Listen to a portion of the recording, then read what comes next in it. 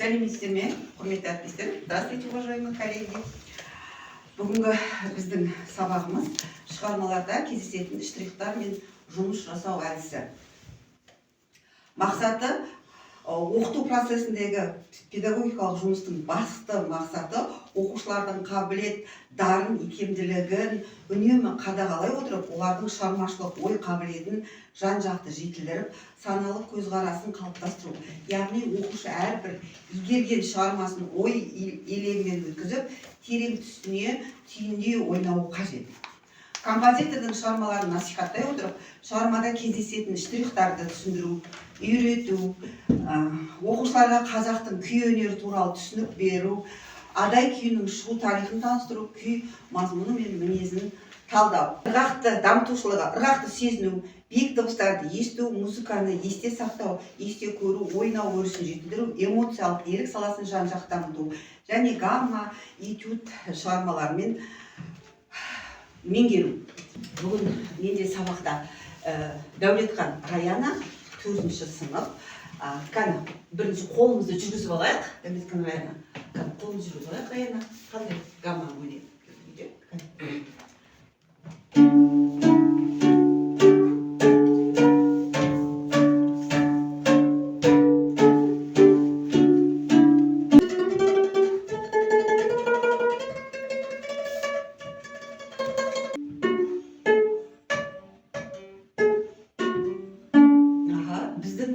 Бүгінгі тақырыбымыз штрихтар болған себептен біз қандай штрихтармен таныстық? Қандай штрихтар білесің?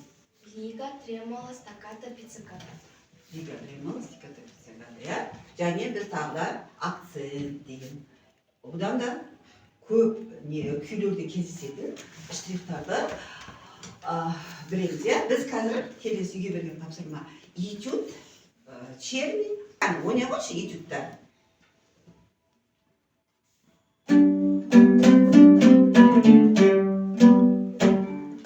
Өте керемет. Тағы қандай кездесті бізде? Лига кездесті. Лигада бізде неге шығады екен? Штрихқа шығады. Лиганың да өз түр-түрі болады. Лига, лигарта дейді, лигицима. А бізде қандай лига кездесті? Non-лига кездесті. Ол және де бізде қандай гамма кездесті? Соль, мажор, гаммасы кездесті. Енді біз гаммадан кейінгі non-лиганы санадық па? Санаған жоқпыз, санамай өтіп кетіп қалдық. Солфеджион. Деді да, санаған жоқсың. Көрді ма? Лига, мәне. Non-лига деген осы. Бір нота мен екінші нотаны қосамыз, ал үшінші нотаға бөліп ойнаймыз.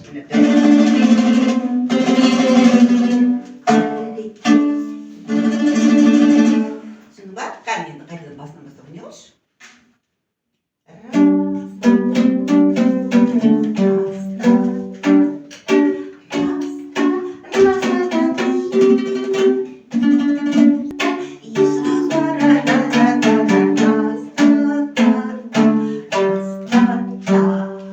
Енді өте керемет, бірақ сен лига ойнаған кезде мысалы деген сенде бір кішкене болса бір жерлерінде шығып қойғады. Енді басынан аяғына дейін динамикалық белгілерін сақтап, тоқтамай, өз темпінде ойнап шығамыз.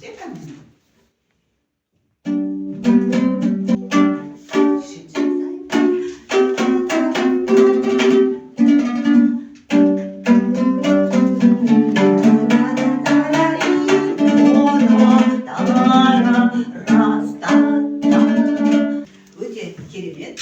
Және де этюдті әрине ойнадық. Енді адай күйіне өшпес бұрын сергіту ойнап алайық. Техникалық зачетта қандай гамма тапсырдық?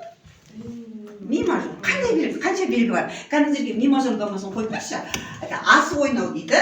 Асықпен. Келесі сабағымыз біздің адай күйі. Енді адай күйінің кім шығарғанын білесің ба?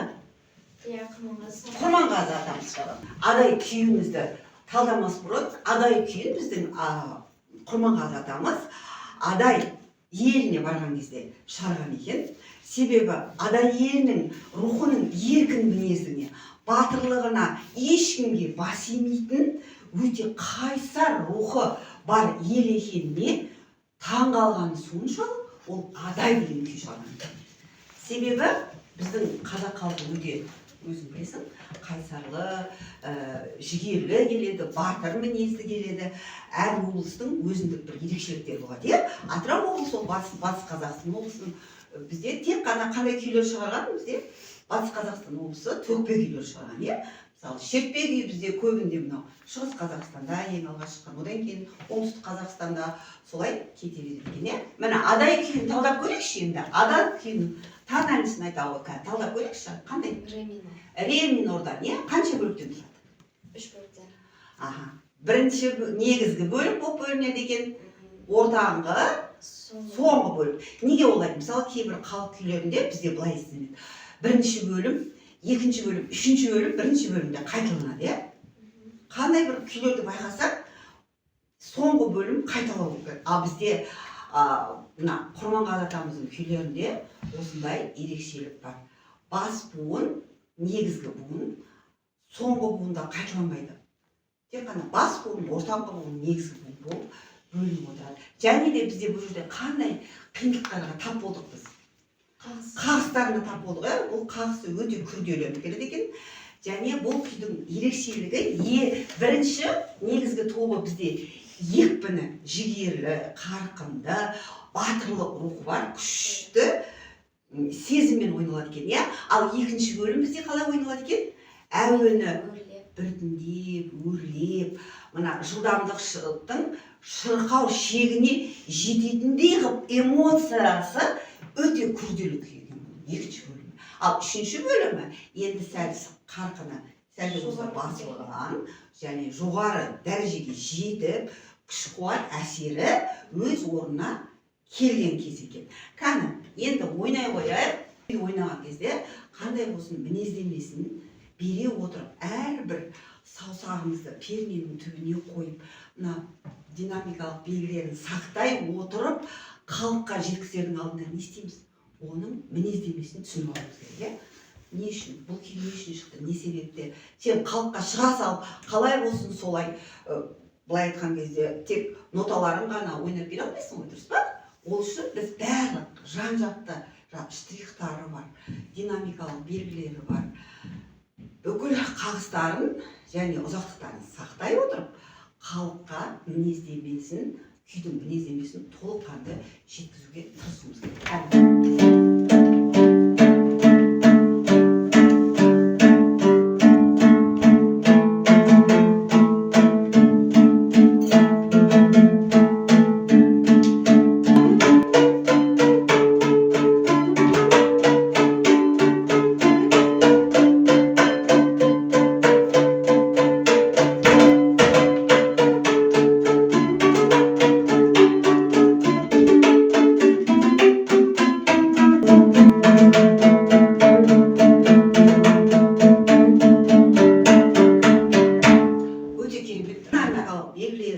Мінездемелерін бере алдым деп ойладың ба? Ойлайсың ба? Әлі бізге көп жұмыс істеу керек. Біз ең бастысы осы мінезін көрсетуіміз керек. Мына Құрманғазы атамыз халыққа не айтқысы келді бұл күймен? Халыққа не жеткізгісі келді? Келешек ұрпаққа, ол біздің бабамыз ғой, ол кісі дұрыс па? 1800 жыл туған. Бізге не айтқысы келді? Күй тек қана жан дүниемен. Сен қалай түсінесің? Сенің әрбір басылған саусағың, сені халыққа осы күйге мінездеме беру керек. Әрбір, мысалы, бастады, әрине біз қазір аллергетті ойнай алмаймыз, себебі біз жаңадан бастамадық. Бірақ біз енді қандай динамикалық белгі тұр бізде? Басында форта тұр, а біз соны фортаны көрсе алдық па? Жоқ, фортаны алу үшін бізде ең бірінші ауфтакты деген болу. Ауфтакты деген сөзіміз бұл. Біздің ол ауфтакты бәрінде бар. Бүкіл аспапта, даже спортта ауфтакты болмасаң, сен секіре алмайсың. Ауфтакты болмасаң, сен мені допты лақтай алмайсың. Сол себепті ауфтактың дұрыс алу керек та, сен сахнаға шыққанда деміңді бәрін дұрыс ала келіп, міне. Халық білу керек, сен не айттың деп тұр оған? Не істедің деп тұр? Әшін ала салып. Деген болмайды, міне.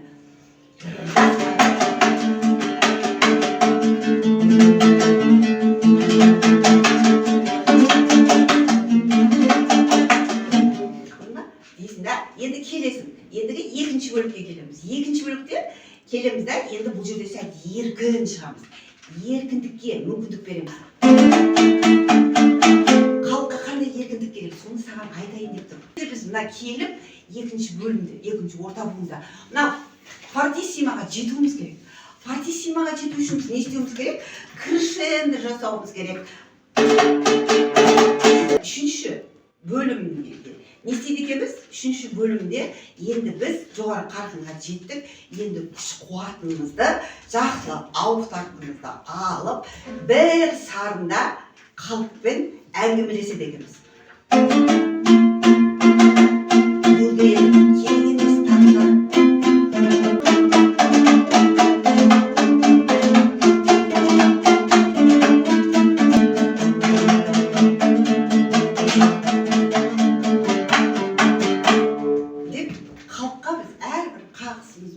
Әрбір мимикамызбен, эмоциямызбен осының бәрін көрсетуіміз керек.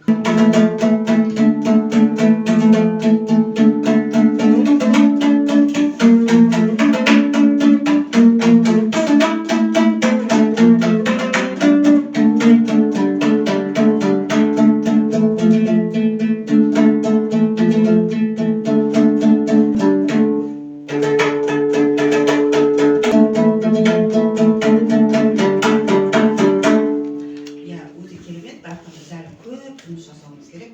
Және де сен екінші бөлімге келген кезде бас буыннан, негізгі буыннан ортаңғы буынға түсе алмай қалдың. Білесің бе?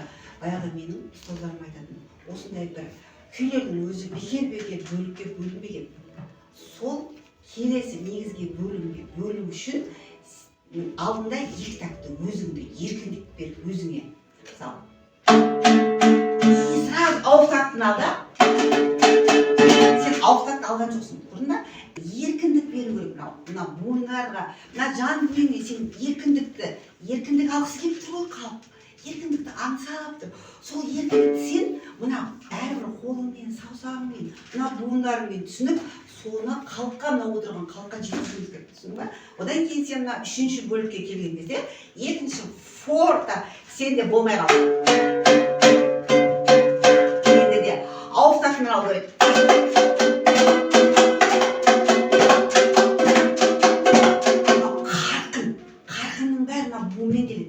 Қарқынның бәрі сенің жан дүниеңде ішіңде бірінші болу керек.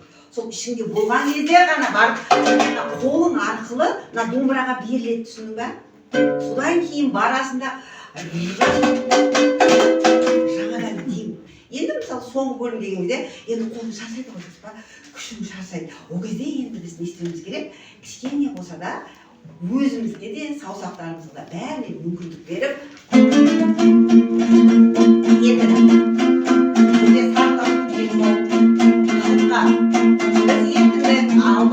еркіндігіміздің бәрін жеткізу үшін өз-өзімізді, денемізді еркін ұстауымыз керек.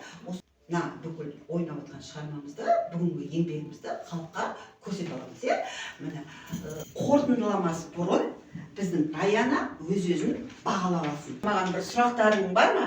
Әлде бәрін түсініп, өзің қандай деген өз-өзіңе баға бере аласың сен? Соны енді былай істейік. Бүгін біз мысалы бізде ештеңе түсінген жоқпын дейді. Здесь написано, я ничего не понял. Не поняла, да, грубо говоря. Вот она, кажется, все поняла.